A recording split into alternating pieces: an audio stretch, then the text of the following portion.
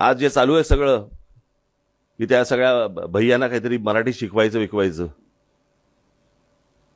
मराठी शिकवायचं, उद्या पत्रकारिता देतील मराठी शिकून, तेव्हा तुम्ही काय कराल?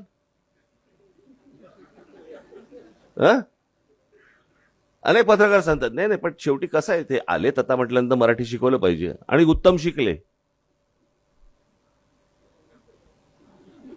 आणि उद्या जर समजा इथे बसलेल्यांपैकी समजा तिवारी बिवारी समजा बसलेले आहेत वरुणराज भिडे पुरस्कार घेताना, कसं वाटेल मला जरा सांगा? त्यांची राज्य नाही सुधारली याच्याबद्दल कोण बोलत नाही. त्यांच्या राज्यकर्त्यांना हे कोणी प्रश्न विचारत नाहीत. प्रत्येक वेळेला प्रश्न महाराष्ट्रातच निर्माण होणार. प्रत्येक वेळेला तुम्हाला येऊन महाराष्ट्रातच तुम्हाला धमकी दिली जाणार आणि त्याच्यावरती आमचे राज्यकर्ते हे हात सोडत बसणार. कोणाच्या दबावाखाली? का तुम्ही असे सगळेजण बॅकफुटवरती येऊन का खेळतात मला कळलेलं नाही. दुसऱ्या राज्यांमध्ये हिंमत आहे का असं कोणाची बोलायची?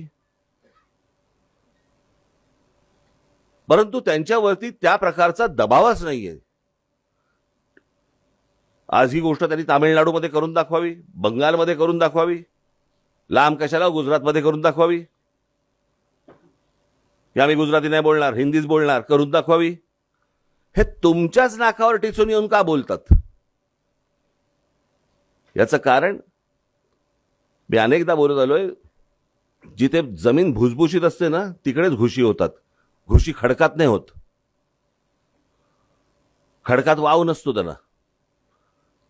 जी राज्य त्यांचे लोक हे ज्यावेळेला टणक राहतात, कडक राहतात, त्यावेळेला असली लोक येऊन शिरू शकत नाहीत, अशी लोक येऊन बोलू शकत नाहीत.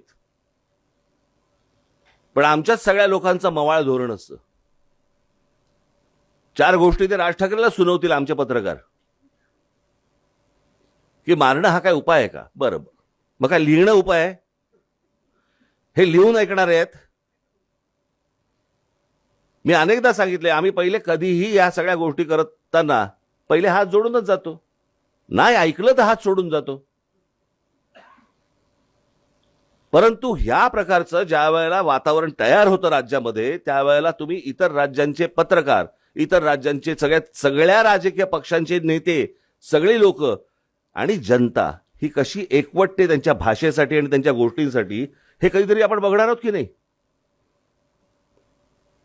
आज इथे ताई तुम्ही म्हणालात की मराठी शाळांच्या बद्दल कोणाला आस्था आहे आणि कोणाला काय. आत्ता 1 मे आहे ना, परवा दिवशी 1 मे आहे ना. मी दरवर्षी तिकडे सकाळी जातो. 1 मे हा दिवस कसला दिवस आहे हो? महाराष्ट्र दिन म्हणजे काय? मुंबईसह संयुक्त महाराष्ट्र झाला तो दिवस ना.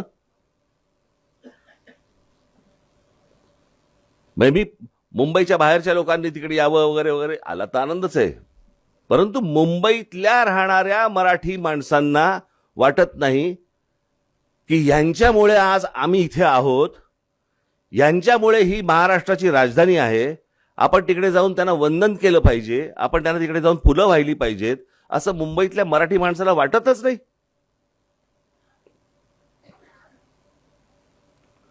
इतक्या लोकांनी ही मुंबई महाराष्ट्राची राहावी म्हणून रक्त सांडलं.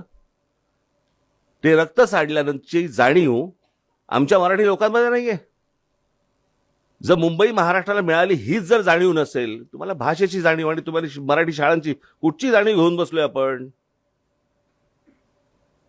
काही देणं घेणं नाही या लोकांना.